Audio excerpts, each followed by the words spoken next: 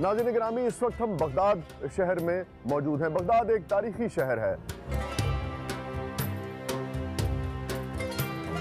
اور یہ علاقہ اس وقت جہاں ہم موجود ہیں، یہ علاقہ محلہ باب الشیخ کہلاتا ہے، اور یہ محلہ باب الشیخ اس لیے کہلاتا ہے کیونکہ یہاں پر حضرت شیخ عبد القادر جیلانی رحمۃ اللہ علیہ کا مزار واقع ہے۔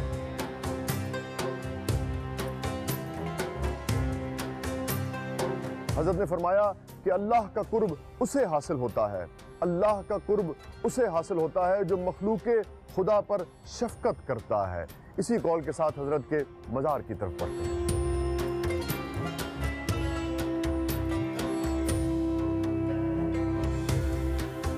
ناظرین گرامی، جو بیرونی دروازہ ہے حضرت کے مزار کا، یہ اس کا پہلا برآمدہ ہے، اور آپ دیکھ سکتے ہیں کہ خدام یہاں اس وقت صفائی پر مامور ہیں اور کثرت سے مزار کی صفائی کی جاتی ہے، جو کہ زائرین کی آمد و رفت کا سلسلہ جاری رہتا ہے۔ اور آپ دیکھیے کہ حضرت نے فرمایا کہ خدمت کرو تو تم مخدوم بن جاؤ گے۔ ہمارے ہاں مخدوم بننا چاہتے ہیں، مگر حضرت کے اس قول پر عمل کرتے ہوئے خدمت کا جو عمل ہے اس پر سے جسے سمجھیے کہ آپ ہماری اس طرح سے نظر نہیں ہوتی ہے، مگر یہاں دیکھیے کہ لوگ کس طرح سے زائرین کی خدمت پر مامور ہیں۔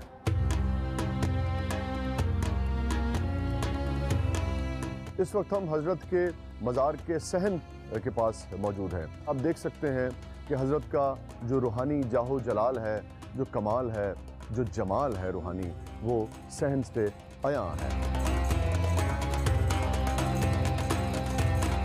یہ ایک وسیع و عریض صحن ہے، اور میرے عقب میں، صحن کے بھی عقب میں جو بلڈنگ آپ کو نظر آ رہی ہے، یہ بنیادی طور پر وہ جگہ ہے جہاں پہ حضرت شیخ عبد القادر جیلانی رحمۃ اللہ علیہ مدفون ہے۔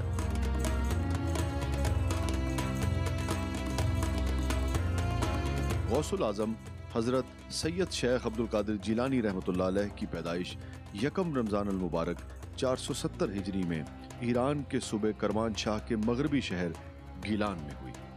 اسی نسبت سے آپ کے نام کے ساتھ گیلانی لگایا جاتا ہے، جو کہ عربی میں جیلانی میں تبدیل ہو گیا۔ آپ کا نسب والد کی جانب سے حسنی اور والدہ کی جانب سے حسینی سادات سے جا ملتا ہے۔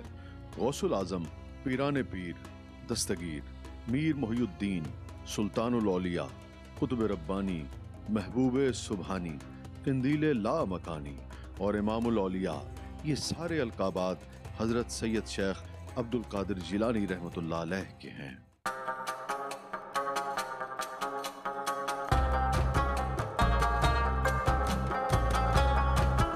ناظرین گرامی، مختلف صوفیاء کی کرامات کا اکثر ذکر ہوتا ہے، اکثر تذکرہ ہوتا ہے۔ میرے نزدیک صوفیاء کی جو سب سے بڑی کرامت ہے وہ ان کا عالم صوفی باعمل ہونا ہے۔ یہ جو عمل ہے، اسی کرامت سے تبدیلی کا شگوفہ جو ہے وہ پھوٹتا ہے۔ ایک واقعہ آپ کے ساتھ شیئر کرتا ہوں۔ ایک نوجوان جو حصول علم کے لیے بغداد جانا چاہتے تھے، انہوں نے اپنی والدہ سے اجازت مانگی۔ اجازت کے بعد والدہ نے انہیں 40 دینار ان کے کرتے کی اندرونی جیب میں سی دیے۔ سفر کے دوران اس قافلے پر ڈاکو پڑ گئے اور ڈاکوؤں نے لوٹ مار کی، مگر جب اس نوجوان کی تلاشی ہوئی تو کچھ نہیں ملا۔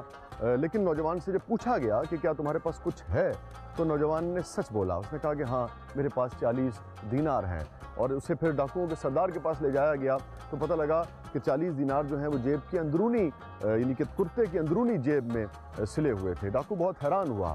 اس نے کہا کہ تم جھوٹ بھی بول سکتے تھے، تلاشی تو ہم لے چکے تھے، تم آرام سے آزاد ہو سکتے تھے، جا سکتے تھے۔ جس پر نوجوان نے کہا کہ میری ماں نے مجھ سے کہا تھا کہ ہمیشہ سچ بولنا، چاہے کیسی ہی حالت، کیسی ہی کیفیت، کیسی ہی مشکل، کیسی ہی صورتحال کیوں نہ ہو۔ ڈاکوؤں کا سردار حیران پریشان رہ گیا، اور اس نے سوچا کہ جو باری تعالیٰ جس سے میں نے ایک عہد کیا تھا، میں اس سے اپنا عہد توڑتے ہوئے اور میں جھوٹ بولتا ہوں، اور یہ نوجوان صرف اپنی ماں کے ساتھ جو عہد کیا ہوا ہے اس کے مطابق اس کی پیروی کرتے ہوئے اس نے نقصان برداشت کر لیا، مگر جھوٹ نہیں بولا۔ یہ نوجوان حضرت شیخ عبد القادر جیلانی رحمۃ اللہ علیہ تھے۔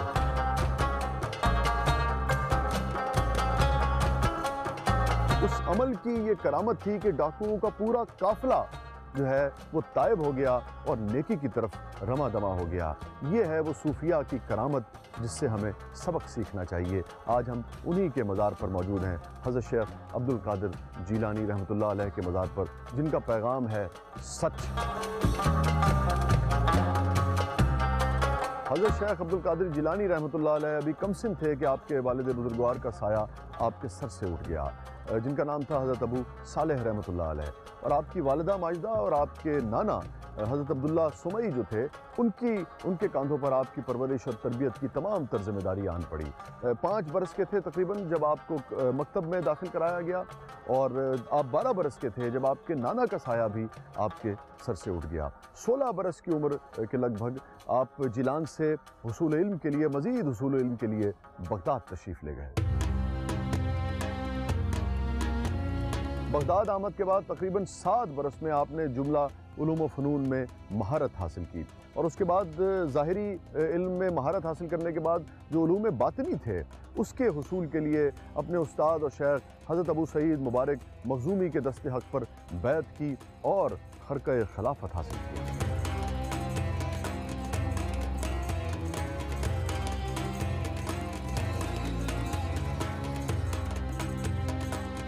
ناظرین گرامی، زائرین بھی اور پوری دنیا سے معتقدین بھی، اور خاص طور پہ ہمارے وطن میں بھی ہم دیکھتے ہیں کہ بے پناہ عقیدت رکھتے ہیں ہم صوفیاء سے، بزرگوں سے، مگر ان کا جو پیغام ہے اس کو سمجھنے کی ضرورت ہے۔ اس عقیدت کا بھی سچا اظہار یہی ہے کہ جو صوفیاء کی جو تعلیمات ہے اس کو سمجھا جائے، اس پر عمل کیا جا سکے۔ اور وہ تعلیمات کیا ہیں؟ حضرت کی، شیخ عبد القادر جیلانی رحمۃ اللہ علیہ کی صوفیاء کی تعلیمات کیا ہیں؟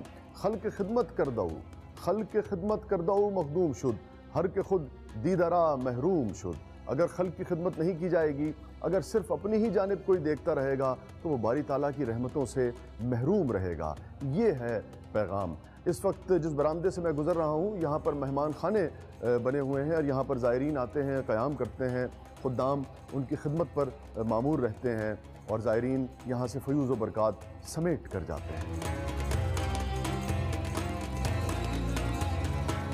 وہ عراقی عورت ہم یہاں لے کے ہم یاد کرتے آتے جاتے رہے۔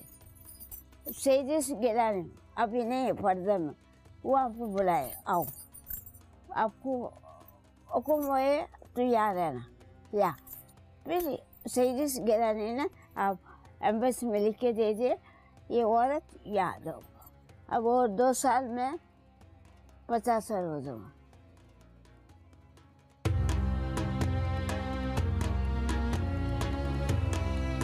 حضرت سید شیخ عبد القادر جیلانی رحمۃ اللہ علیہ غریبوں، فقیروں اور ضعیفوں سے انتہائی نرمی اور شفقت سے پیش آتے تھے۔ آپ فرمایا کرتے تھے، اگر مجھے دنیا اور دنیا کے تمام خزانے مل جائیں تو میں انہیں بھوکوں کے کھلانے اور ضرورت مندوں کی ضرورت پوری کرنے کے لیے وقف کر دوں۔ میرے نزدیک لوگوں کو کھلانے اور ان سے محبت اور خوش مزاجی سے پیش آنے سے بڑھ کر اور کوئی کام زیادہ ثواب کا باعث نہیں۔ اس وقت ہم حضرت سید عبد القادر جیلانی رحمۃ اللہ علیہ کے لنگر خانے میں موجود ہیں، جہاں آج بھی زائرین کے لیے لنگر کا انتظام ہوتا ہے، جبکہ عرس کے دنوں میں عقیدت مند مزار پر خصوصی لنگر کا اہتمام کرتے ہیں۔ اور خاص طور پہ ہمارا دل یہاں یہ دیکھ کر بہت خوش ہوا کہ بہت ہی اعلیٰ قسم کی خوراک کا انتظام کیا جاتا ہے۔ صفائی ستھرائی کا انتظام بھی یہاں بہت ہی اعلیٰ معیار کا ہے۔ ایک اور انتہائی دلچسپ اور عمدہ بات ہم نے یہ نوٹ کی کہ یہاں لنگر کی تقسیم کے دوران کسی قسم کی کوئی قید نہیں ہے۔ جو زائرین جتنی جھولی پھیلاتے ہیں اتنا ہی ان کی جھولی میں ڈال دیا جاتا ہے۔